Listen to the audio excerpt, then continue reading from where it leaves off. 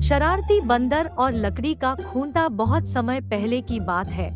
एक शहर से कुछ ही दूरी पर एक मंदिर का निर्माण कार्य चल रहा था, जिसके लिए कई मजदूरों को रखा गया था। वो मजदूर फिलहाल लकड़ी का काम कर रहे थे, इसलिए यहाँ वहाँ लकड़ी के ढेर सारे लट्ठे पड़े हुए थे। इन लकड़ियों को चीरने का काम जोर शोर से चल रहा था।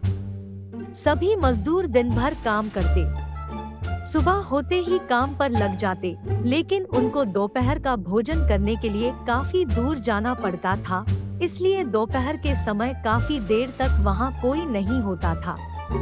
एक दिन की बात है, खाने का समय हुआ और सारे मजदूर काम छोड़कर खाना खाने के लिए चल पड़े। इनमें से एक लट्ठा आधा चिरा ही रह गया था। उस आधे चिरे लट्ठे में मजदूर लकड़ी का कीला फंसाकर चले गए, ताकि वापस आने पर जब वो दोबारा काम शुरू करे तो आरी घुसाने में आसानी रहे। सारे मजदूर तो जा चुके थे, लेकिन तभी वहाँ बंदरों का एक दल उछलता कूदता आया। सभी बंदर यहाँ वहाँ उछल कूद करके खेल रहे थे। उनमें एक बंदर कुछ ज्यादा ही शरारती था। वो बिना मतलब चीजों से छेड़छाड़ करता रहता था। यह उसकी हमेशा की ही आदत थी। बंदरों के सरदार ने सबको वहाँ पड़ी चीजों से छेड़छाड़ न करने का आदेश दिया था, पर वो शरारती बंदर सबकी नजरें बचाकर वहाँ रखी चीजों से खूब छेड़छाड़ करने लगा। कुछ ही देर में उसकी नजर उस अधचिरे लट्ठे पर पड़ी। फिर क्या था, कौतूहलवश वह उसी के साथ खेलने लगा। उस लट्ठे को यहाँ वहाँ घूम घूम कर देखने लगा।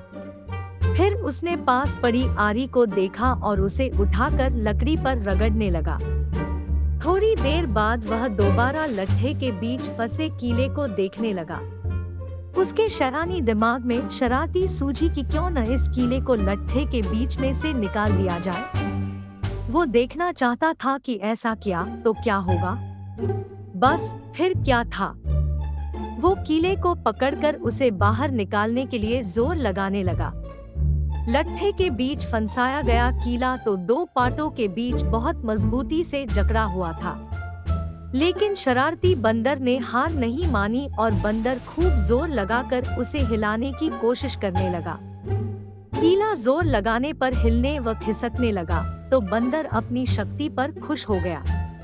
वह और जोर से कीला सरकाने लगा। इस बीच बंदर की पूंछ कब लकड़ी के दो पाटों के बीच आ गई, उसको पता ही नहीं चला।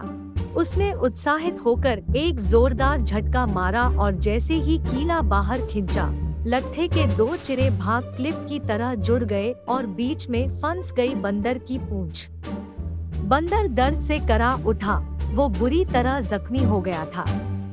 तभी मजदूर वहां लौटे तो उन्हें देखते ही बंदर ने भागने के लिए जोर लगाया और उसकी पूंछ और भी बुरी तरह जख्मी हो गई। इससे यह सीख मिलती है कि दूसरों के कार्य में दखलंदाजी करने वाले का अंजाम बुरा ही होता है।